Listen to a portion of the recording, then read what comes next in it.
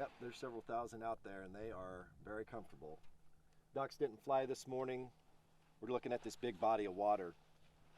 A lot of the smaller bodies of water are locked up, and so the ducks are using the big water.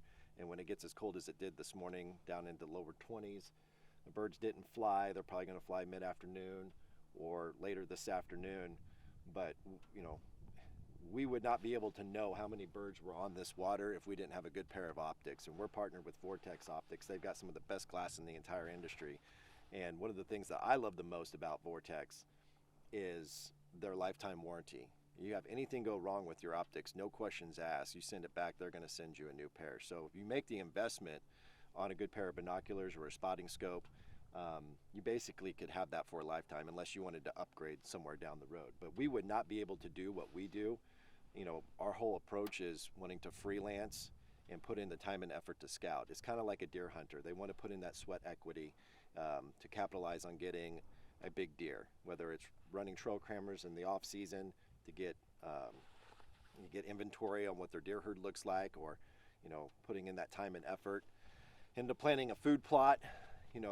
It's kind of the same concept for us. We put in 90% of our effort with scouting, and even when we hunt with outfitters, we get out there and we scout. We want to make sure that we not only find the birds, see where the birds are, but we want to see exactly in the field where they're at, what their behaviors are when they're in there. Actually, Heartland Waterfowl's Joe Palumbo talks about this recently in the Vortex Nation podcast, which was really, really good.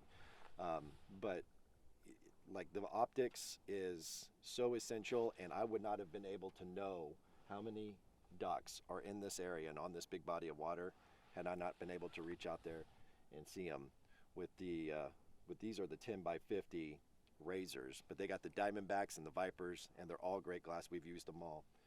So if you really want to be successful at waterfowl hunting, we highly suggest getting a good pair of optics, putting in the time behind the windshield. You might go in a 60 to 90 mile radius to find the birds, but it's just as gratifying. And you'll find when you get better at scouting that not only is it more gratifying when you are successful in the hunt, but you'll find yourself enjoying the scouting portion of it just as much as the hunting part of it.